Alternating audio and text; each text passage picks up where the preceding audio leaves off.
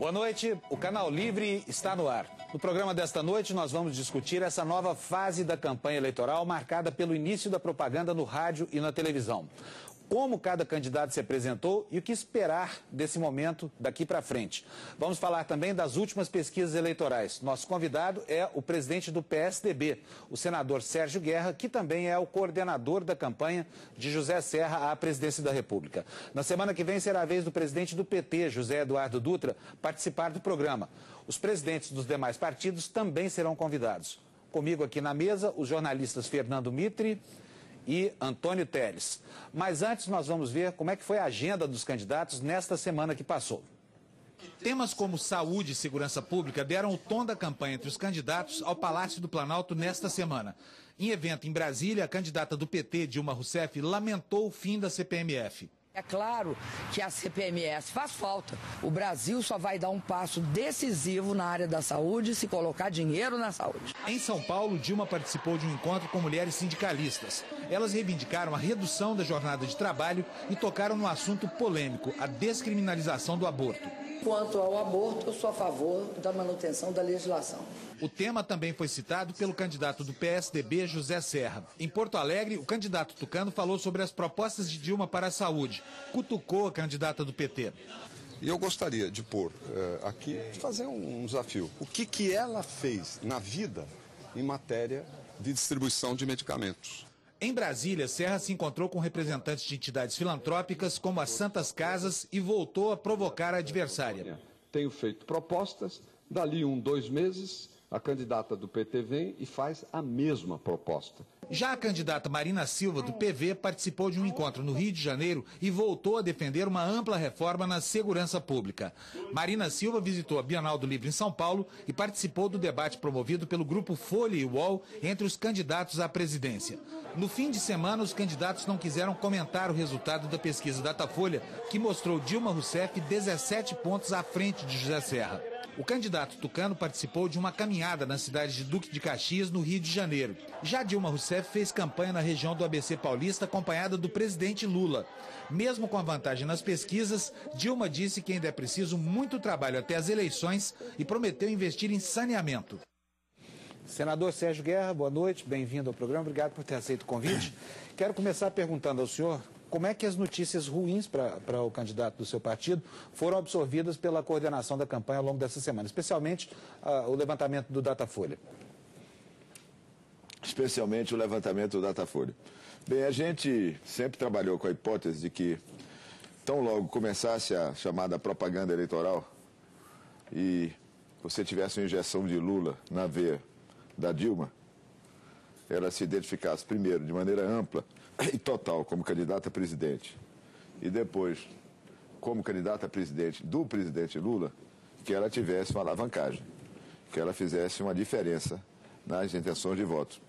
Se essa diferença foi maior ou menor, eu não tenho ainda dados suficientes para apurar, mas era expectativa nossa de que isso acontecesse. Mas, senador, com relação ao comportamento do candidato tucano, José Serra, as indefinições do candidato. É um candidato de oposição que não ataca o governo objetivamente. Ele, pelo contrário, ele poupa o Lula, aparece agora ao lado do Lula, como se o Lula fosse companheiro dele, dependendo do modo como se vê aquele momento do horário gratuito. Então, essa indefinição não está levando a uma perda de condição, a uma perda até de mensagem mesmo, como o candidato que deveria estar propondo alguma mudança.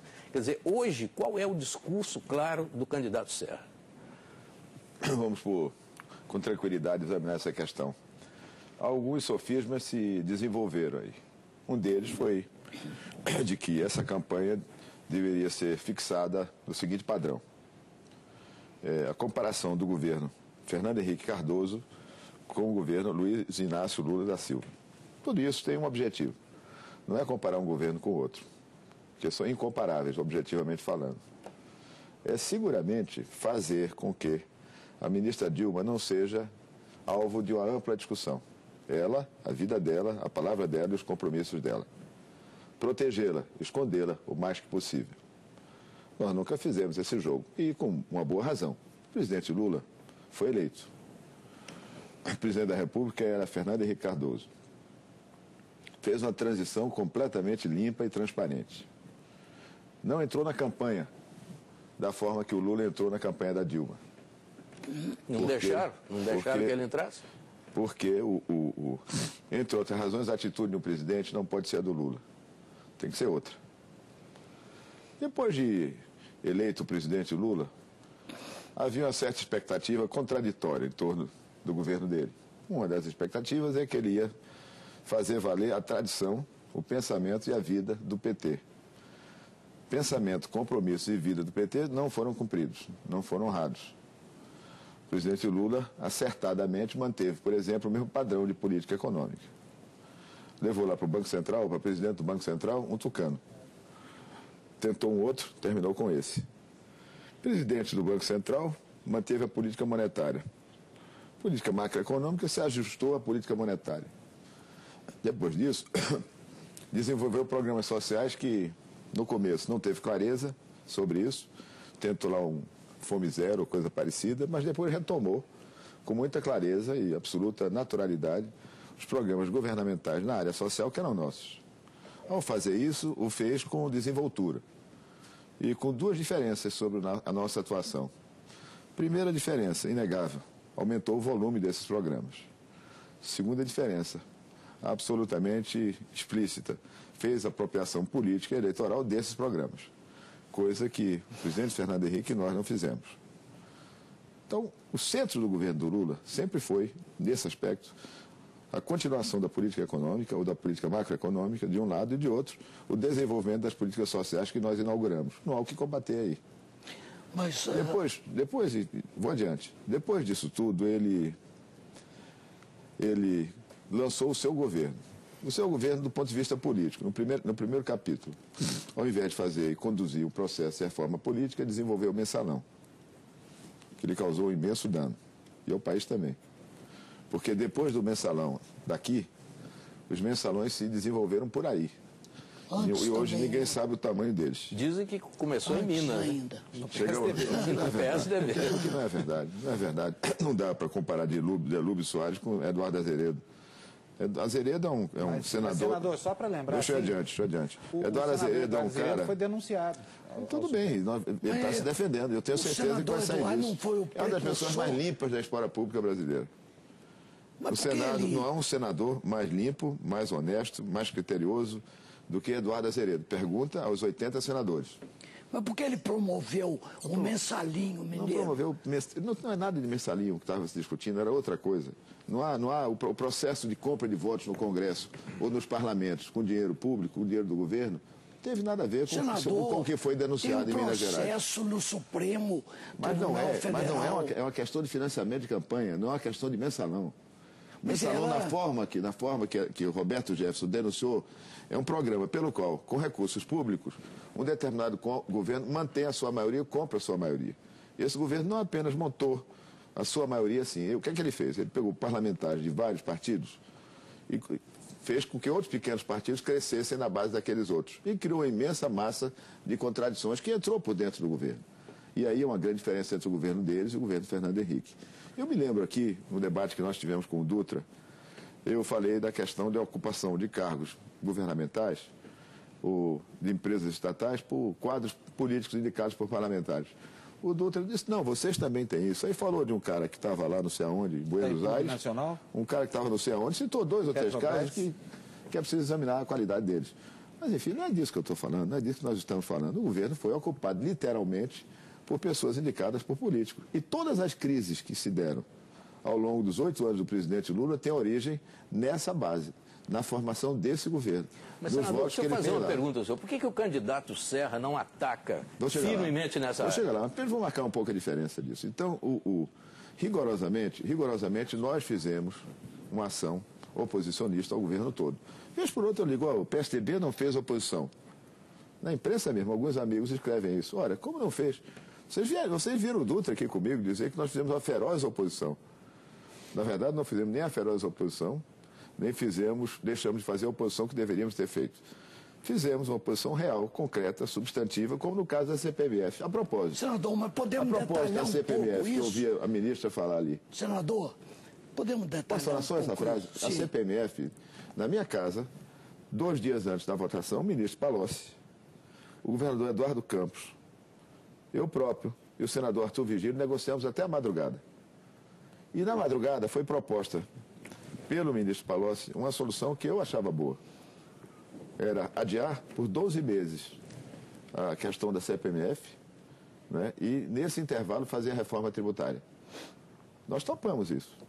Depois não havia mais tempo material de se concretizar nem do lado do governo, nem do nosso lado. E o nosso acerto não valeu. Mas o governador Serra, ele todo o tempo não defendeu essa nossa atitude. Ele não queria que nós derrubássemos a CPMF, nem o governador Serra, nem o governador Aécio. Todos trabalharam em conjunto para que chegasse ao entendimento. Ninguém fala mais disso. Isso foi feito na minha casa, lá pelo Palocci, que é um cara que nós respeitamos, por Eduardo Campos, que é hoje governador de Pernambuco, e outras pessoas que trabalharam Senador, conosco. mas a pergunta que o Bito fez para o senhor é uma pergunta importante. Por que esse assunto, a denúncia do problema moral, não faz parte do programa? Então é o seguinte, o Serra tem, nessa posição de candidato a presidente, 2 desafios a enfrentar. O primeiro é não permitir que a discussão saia do centro da discussão. O centro da discussão é saber, depois do Brasil ter caminhado durante os últimos anos, e ele disse isso, naquela primeira entrevista que deu à Veja e depois no discurso na qual ele anunciou a sua candidatura. O Brasil evoluiu depois do Plano Real, do ponto de vista econômico. E depois da nova República, se foi desenvolvendo por várias pessoas, por várias lideranças e várias conduções para uma determinada posição que o presidente Lula também compôs, como o presidente Fernando Henrique compôs, como outras e muitas pessoas contribuíram, e a sociedade no geral. Nesse instante, o Brasil tem uma determinada posição, que é uma posição melhor do que a que ele tinha muito tempo atrás, ou um bom tempo atrás. Não cabe, nesse instante, discutir a continuidade de uma política por dentro da outra, ou das divergências das duas políticas, daquela que nós fizemos no governo e daquela que eles estão fazendo no governo. Fizemos o quê? O reconhecimento de que o Brasil hoje tem uma posição melhor do que tinha antes. E que, a partir de agora, quem pode e quem tem capacidade de fazer melhor? Quem pode pegar o Brasil que o Lula nos deixa e levar o Brasil adiante? Fazer as coisas que o país tem que fazer, com segurança, confiança, experiência, liderança demonstradas. Quem é e quem não é. Eu acho que esses próximos, não nos apressemos. Não tenho dúvida que nós vamos para o segundo turno. Fomos ao segundo turno com o Lula, com a criatura, com o criador, por que não vamos com a criatura? Uma espécie de envelope fechado que a gente não sabe o que tem lá dentro. Vamos para o segundo turno. Vamos afirmar o que nós queremos afirmar, com tranquilidade. Turbulências, ventanias não vão mudar o nosso rumo. Nós vamos provar aos brasileiros, agora que só temos apenas 3 programas eleitorais, e as pesquisas foram feitas depois de 2, vamos provar aos brasileiros quem tem mais capacidade de pegar o Brasil, como ele se encontra, e fazê-lo melhor.